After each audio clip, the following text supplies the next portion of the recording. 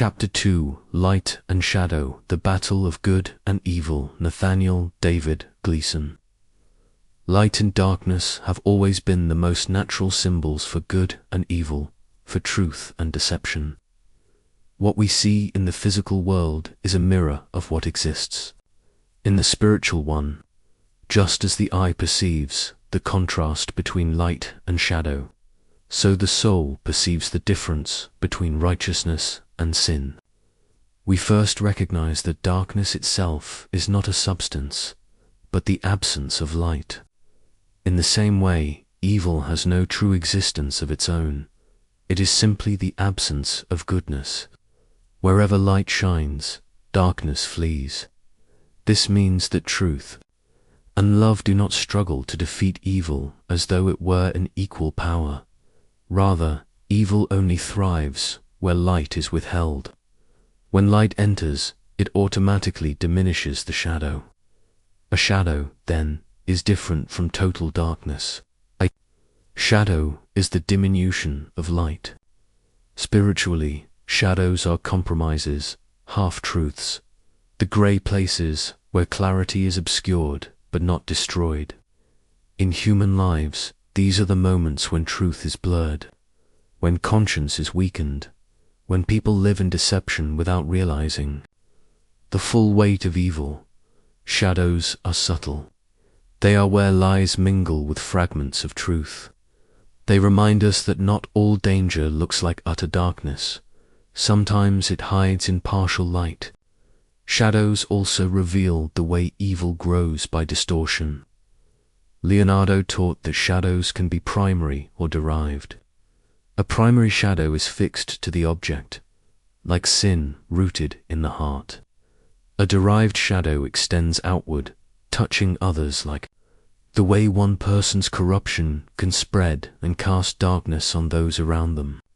Evil begins in one place, but if left unchallenged, its shadow stretches outward, diminishing the light for others. The four lights and the shadows they defeat. Leonardo da Vinci taught that there are two kinds of light, each with two natures. There is free light, which shines openly upon bodies, the light of truth, and there is restricted light. The same rays but narrowed as they pass through a hole or window, the light of hidden truths. These rays also manifest in two ways, as separated bodies, where each stands alone, illuminated by the light truth sent, and as united bodies, where many together are lit as one individual souls, enlightened. A cluster of united bodies is always brighter than those apart. Illumination increases when beams overlap, for brightness intensifies where light converges. So too with divine truth. As people awaken together, the light does not diminish, but multiplies, amplified and strengthened. These are not mere observations of physics, but revelations of spirit. For light, in all its forms, is a teacher of goodness, showing how to overcome darkness. Darkness, by contrast, is poor.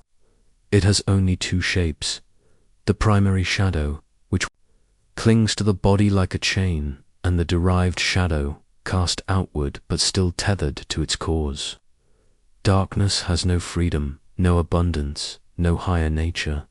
It can only cling and copy, but light multiplies. Free light pierces directly, revealing truth in clarity. It moves without restriction, filling spaces and illuminating all who are open. Restricted light, though narrowed, still carries its fullness. It enters through doors, windows, even the smallest cracks, and still reveals. And whether bodies are separated or united, illumination flows distinct when apart, magnified when together. Thus light has four ways to manifest, while darkness has only two. Darkness may obscure, but it cannot create. Its shadows merely mimic what light has already revealed.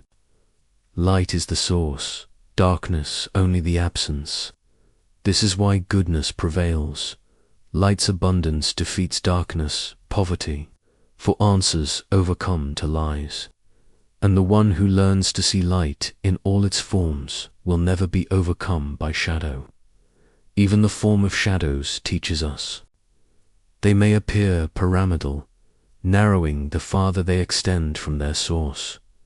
Spiritually, this can represent how our flaws or darkness may appear broad and overwhelming up close, but at a distance, under the perspective of eternity or divine truth, they taper down to something small and insignificant.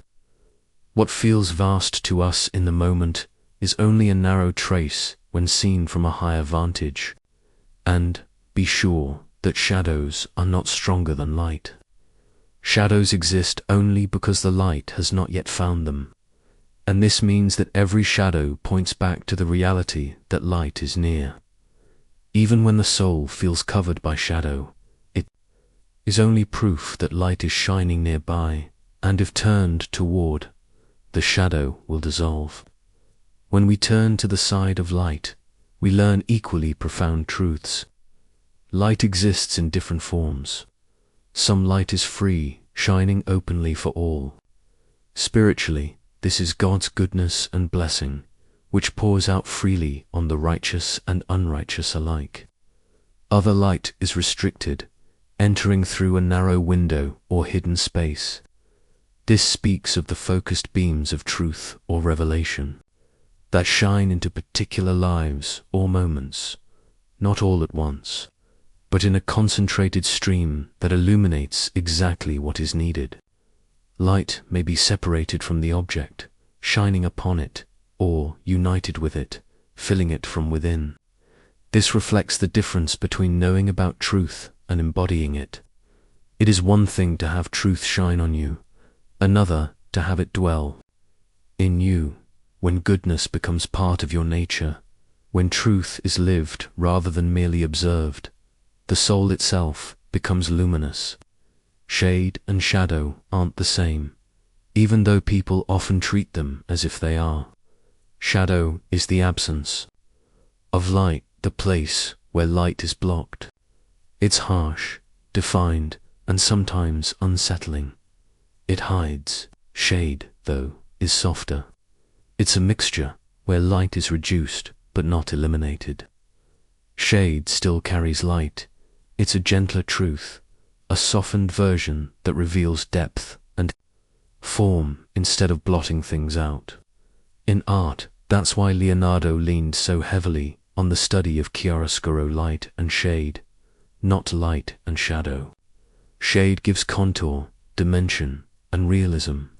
Shadow alone flattens and obscures, but shade sculpts.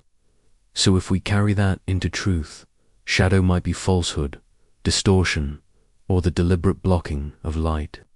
Shade is partial truth. Fragments, gradations. It's not a lie, but it's not the whole. It's what allows us to see dimension and depth. We also learn that small lights, when multiplied, create a greater brightness than one large light alone.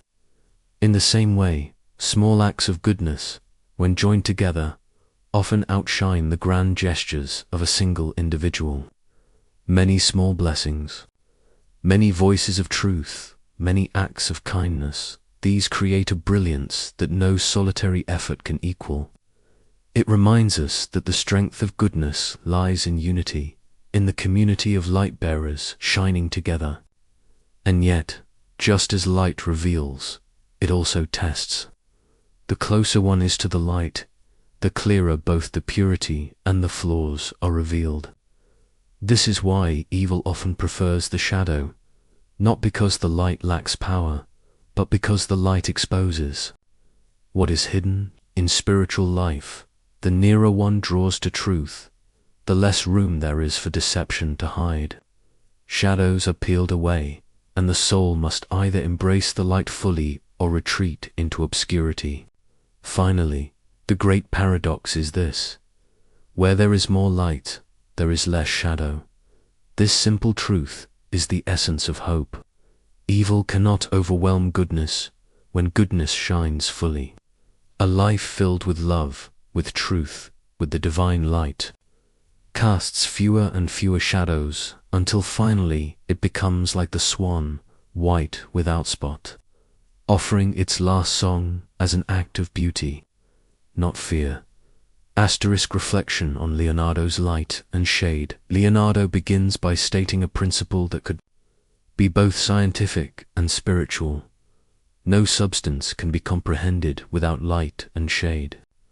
Light and shade are caused by light. If light is divine truth, then shade and shadow exist only in relation to it. Even the darkest deception, shadow, and the half-truths, shade, are dependent upon the presence of light to define them. Without truth, deceit, and distortion would not even have shape. There would be nothingness. Light as the expeller of darkness, Leonardo writes. Light is the expeller of darkness. Shadow is the suppression of light. This reads as a cosmic law. Truth actively drives out falsehood, while shadow is the deliberate attempt to block or twist truth. Shade, however, plays a subtler role, not outright suppression, but partial reflection. The places where truth is refracted and fragmented, still visible, yet dimmed. Primary light, he says, is the cause of illumination itself.